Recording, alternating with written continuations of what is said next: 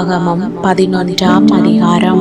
நீ உன் தேவனாகிய கர்த்தரிடத்தில் அன்பு கூர்ந்து அவருடைய பிரமாணங்களையும் அவருடைய கட்டளைகளையும் அவருடைய நியாயங்களையும் அவருடைய கற்பனைகளையும் எப்பொழுதும் கைக்கொள்வாயாக.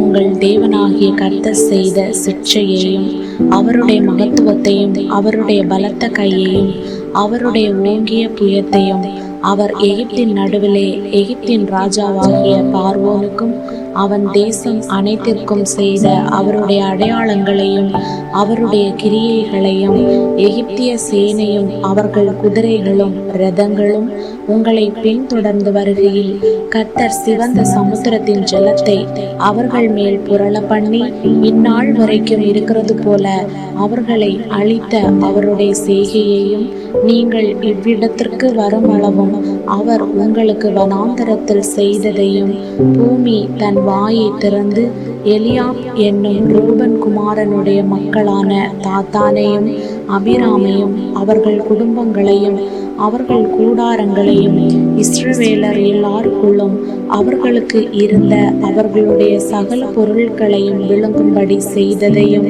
அறியாமலும் காணாமலும் இருக்கிற உங்கள் பிள்ளைகளுடன் நான் பேசவில்லை. இன்று நீங்களே அறிந்து கொள்ளுங்கள். கர்த்தர் செய்த மகத்துவமான கிரியைகளை எல்லாம் உங்கள் கண்கள் அல்லவோ கண்டது.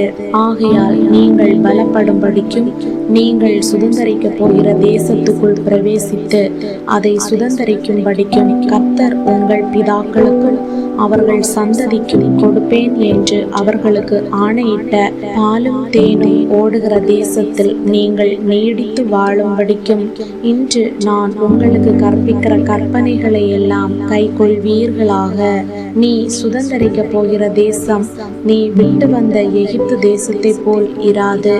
அங்கே நீ விதையை விதைத்து கீரை தோட்டத்திற்கு நீர் பாய்ச்சுகிறது போல உன் காலால் நீர் பாய்ச்சி வந்தாய். நீங்கள் சுதந்தரிக்க போகிற தேசமோ மலைகளும் பள்ளத்தாக்குகளும் உள்ள தேசம். அது வானத்தின் மழை தண்ணீரை குடிக்கும் தேசம். அது உன் தேவனாகிய கர்த்தர் விசாரிக்கிற தேசம். வருஷத்தின் துவக்கம் முதல் வருஷத்தின் முடிவு மட்டும் எப்பொழுதும் உன் தேவனாகிய கர்த்தரின் கண்கள் அதன் மேல் வைக்கப்பட்டிருக்கும். நீங்கள் உங்கள் தேவனாகிய கர்த்தரிடத்தில் உங்கள் முழு இருதயத்தோடும் உங்கள் முழு ஆத்மாவோடும் அன்பு கூர்ந்து அவரை சேவிக்கும்படி நான் இன்று உங்களுக்கு கற்பிக்கிற என் கற்பனைகளுக்கு கீழ்ப்படிந்தால் நீ உன் தானியத்தையும் உன் திராட்சரசத்தையும் உன் எண்ணெயையும் சேர்க்கும்படிக்கு நான் ஏற்ற காலத்தில் உங்கள் தேசத்தில் முன்மாரியையும் பின்மாரியையும் பெய்ய பண்ணி மிருக ஜீவன்களுக்காக உன் வெளிகளிலே புல் முளைக்கும்படி செய்வேன். நீ சாப்பிட்டு திருப்தி அடைவாய் என்கிறார். உங்கள் இருதயம் வஞ்சிக்கப்படாமலும் நீங்கள் வழி விலகி அந்நிய தேவர்களை சேவித்து அவர்களை நமஸ்கரியாமலும் இருக்கும்படி எச்சரிக்கையாயிருங்கள். இல்லாவிடில் கர்த்தருடைய கோபம் உங்கள் மேல் மூண்டு மழை பெய்யாமற் போகவும் தேசம் தன் பலனை கொடாமல் இருக்கவும் வானத்தை அடைத்து போடுவார். கர்த்தர் உங்களுக்கு கொடுத்த நல்ல தேசத்திலிருந்து நீங்கள் சீக்கிரத்தில் அழிந்து போவீர்கள்.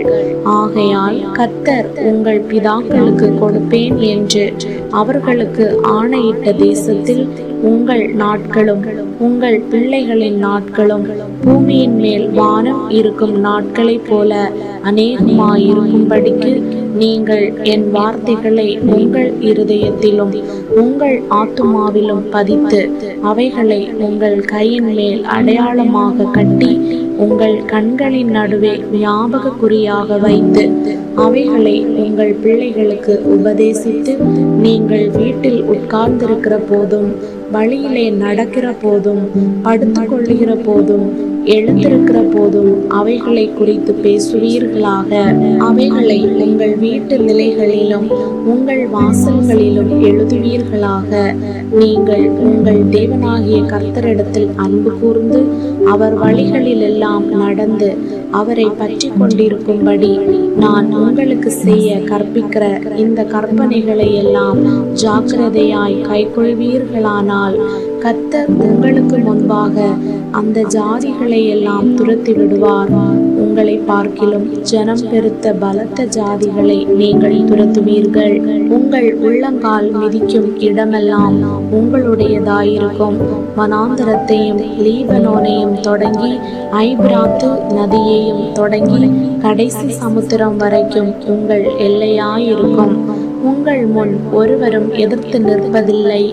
உங்கள் தேவனாகிய கர்த்தர் உங்களுக்கு சொன்னபடி உங்களால் உண்டாகும் பயமும் கெடியும் நீங்கள் மிதிக்கும் பூமியின் மேலெல்லாம் வரப்பண்ணுவார். இதோ இன்று நான் உங்களுக்கு முன்பாக ஆசீர்வாதத்தையும் சாபத்தையும் வைக்கிறேன். இன்று நான் உங்களுக்கு கற்பிக்கிற உங்கள் தேவனாகிய கர்த்தரின் கற்பனைகளுக்கு கீழ்ப்படிந்தீர்களானால் ஆசீர்வாதமும், எங்கள் தேவனாகிய கர்த்தரின் கற்பனைகளுக்கு கீழ்ப்படியாமல் இன்று நான் உங்களுக்கு விதிக்கிற வழியை விட்டு விலகி நீங்கள் அறியாத வேறே தேவர்களை பின்பற்றுவீர்களானால் சாபமும் வரும். நீ சுதந்தரிக்க போகிற தேசத்தில் உன் தேவனாகிய கர்த்தர் உன்னை பிரவேசிக்க பண்ணும் போது கெரிசீம் மலையின் மேல் ஆசீர்வாதத்தையும் ஏபால் மலையின் மேல் சாபத்தையும் கூறக்கடவாய். அவைகள் யோர்தானுக்கு அப்புறத்திலே சூரியன் அஸ்தமிக்கிற மேற்கு வழியாய் கானானியர் குடியிருக்கிற நாட்டு வெளியிலே கில்காலுக்கு எதிரான மோரே என்னும் சமபூமியின் அருகே அல்லவோ இருக்கிறது. உங்கள் தேவனாகிய கர்த்தர் உங்களுக்கு கொடுக்கிற தேசத்தை சுதந்தரிப்பதற்கு நீங்கள் யோர்தானை கடந்து போய் அதை சுதந்தரித்து கொண்டு அதிலே குடியிருப்பீர்கள். ஆகையால் உங்களுக்கு இன்று நான் ஏற்படுத்துகிற சகல கட்டளைகளையும் நியாயங்களையும் கைக்கொண்டு நடக்க கடவீர்கள்.